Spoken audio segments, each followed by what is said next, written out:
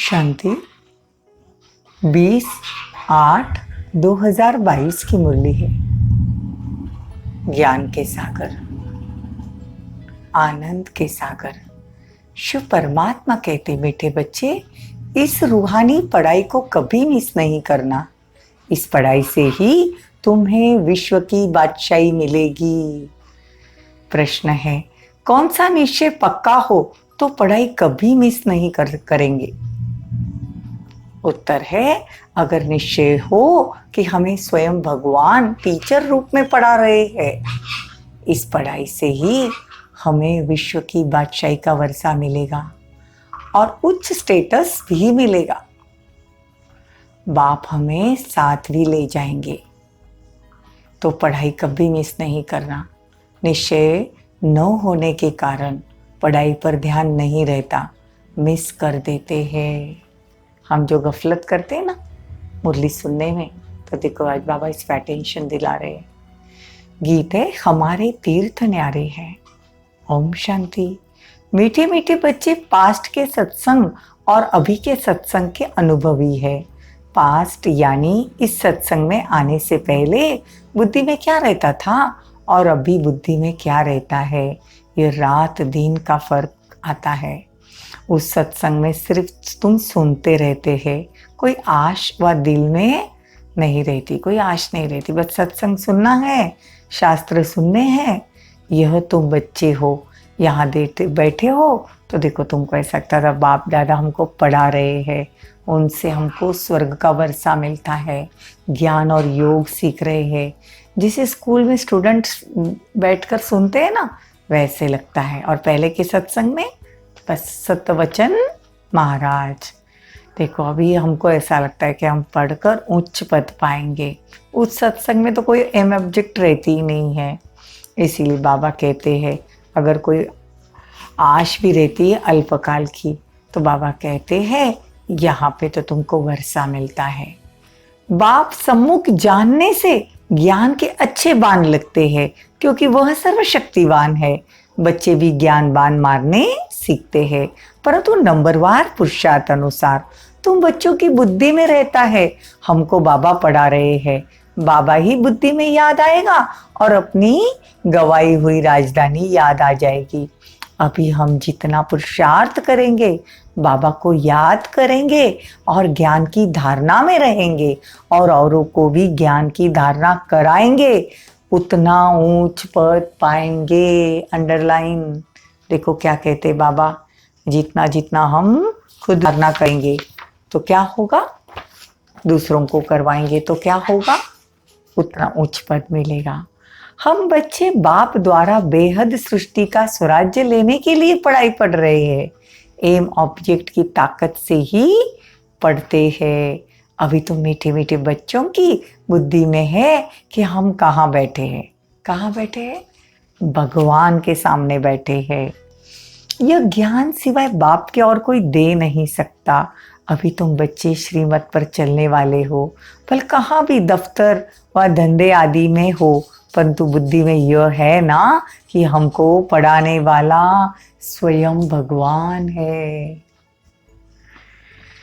बाकी जो क्लास में नहीं आते हैं, बाबा कहते हैं वो क्या पढ़ाई पढ़ सकते हैं। तो रोज रोज सवेरे उठकर क्लास में जाना है। क्लास में जाने वालों को ही याद पड़ता होगा ना, बाकी जो क्लास में नहीं आते हैं वो क्या समझेंगे। वो पढ़ाई को और पढ़ाने वाले को समझ कैसे सकते हैं। यह नई बात है ना, जिसको तुम ही जानते हो। बाबा कहते हैं, स्वयं ज्ञान सागर परमपिता परमात्मा बैठ ज्ञान का बाण मारते हैं। इसलिए मधुबन की महिमा है। गाते भी है ना, मधुबन में मुरली बाजे। मुरली तो बहुत स्थानों पर बजती है, परंतु यहाँ सम्मुख बैठकर सुनते हो और बच्चों को सावधानी भी देते हैं। बच्चे खबरदार रहना, कोई उल्टा सुल्टा संग नहीं करना। लोग तुमको उल्टी बातें सुनाकर डराएंगे, फिर पढ़ाई से छुड़ा देंगे। संग तारे कुसंग बोरे। यहाँ है सत्य बाप का संग। सत्संग मतलब सत्य बाप का संग। तुम प्रतिज्ञा भी करते हो कि हम एक से ही सुनेंगे, एक का ही फरमान मानेंगे। तुम सबका बाप टीचर सदगुरु वो एक है। वहाँ वह लोग गुरु लोग सिर्फ शास्त्र सुनाते हैं, यहाँ तो सब नई बातें हैं। अभी तुमको स्मृति आई है कि हमने सतयुग त्रेता में 21 जन्म राज्य किया, फिर द्वापर कलयुग में आए। यह है हमारा अंतिम जन्म, फिर वापस जाएंगे वाया मुक्तिधाम होकर, फिर सुखधाम में आएंगे। बाप बच्चों को कितना रिफ्रेश करते हैं। बाबा हमको सत्य ज्ञान सुनाते हैं और कोई मनुष्य मात्र यह ज्ञान दे नहीं सकते, इसीलिए इसको अज्ञान अंधेरा कहा जाता है। अभी तुम जानते हो हम अज्ञान अंधेरे में कैसे आए। सीढ़ी उतरते उतरते आए ना, तो बाबा कहते हैं कि जितना जितना तुम मुझको याद करते रहोगे उतना मैं तुमको सुख दूंगा, सुख के धाम में लेके जाऊंगा। बाप कहते हैं तुम शास्त्र पढ़ते हो तो अल्पकाल का सुख मिलता है। बाप कहते मैं इनसे नहीं मिलता हूँ। व्रत जप तप करने से भगवान नहीं मिलता है। अंडरलाइन, जो मैं विश्व का मालिक उन्हें बनाऊं। यह भी समझते हो सब विश्व के मालिक तो नहीं बन सकते। मालिक वह बनते हैं जिन्हों को बाप पढ़ाते हैं, वो राजयोग सिखा रहे हैं। सारी दुनिया तो राजयोग नहीं सीखती। कोटों में कोई पढ़ते हैं, कोई तो 5-6 वर्ष 10 वर्ष राजयोग सीखते हैं, फिर भी पढ़ाई छोड़ देते हैं। बाप कहते हैं माया बहुत प्रबल है, बिल्कुल ही बेसमझ बना देती है, फारकती दे देती है।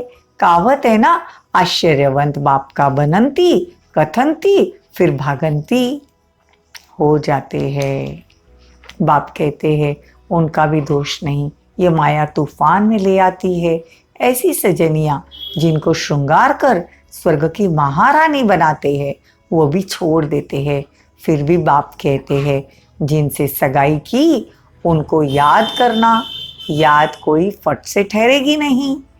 बाप कहते हैं जब बाप द्वारा सुख का वर्षा मिल रहा है तो क्यों न पूरा अटेंशन दे। अच्छा, मीठे मीठे सिकी लदे बच्चों प्रति माता पिता बाप दादा का याद प्यार और गुड मॉर्निंग। रूहानी बाप की रूहानी बच्चों को नमस्ते। हम रूहानी बच्चों की रूहानी माता पिता बाप दादा को याद प्यार, गुड मॉर्निंग, नमस्ते, थैंक यू, बहुत बहुत शुक्रिया। धारणा के लिए मुख्य सार, एक बाप के ही फरमान पर चलना है, बाप से ही सुनना है। मनुष्य की उल्टी बातें सुन उनके प्रभाव में नहीं आना, उल्टा संग नहीं करना। पढ़ाई और पढ़ाने वाले को सदा याद रखना, सवेरे सवेरे क्लास में जरूर आना। वरदान, साधनों को सहारा बनाने के बजाय निमित्त मात्र कार्य में लगाने वाले सदा साक्षी दृष्टा भव। कई बच्चे चलते चलते बीच में छोड़ टाल टालियों को आकर्षित हो जाते हैं। कोई आत्मा को आधार बना लेते हैं और कोई साधनों को, क्योंकि बीज का रूप रंग शोभनीय नहीं होता और टाल टालियाँ रंग रूप वाली बड़ी शोभनीय होती है। माया बुद्धि को ऐसा परिवर्तन कर देती है जो झूठा सहारा भी सच्चा अनुभव होता है। इसीलिए अब साकार स्वरूप में बाप के साथ का और साक्षी दृष्टा स्थिति का अनुभव बढ़ाओ। साधनों को सहारा नहीं बनाओ, उन्हें निमित्त मात्र कार्य में लगाओ। स्लोगन, रूहानी शान में रहो तो अभिमान की फीलिंग नहीं आएगी। ओम शांति। ओम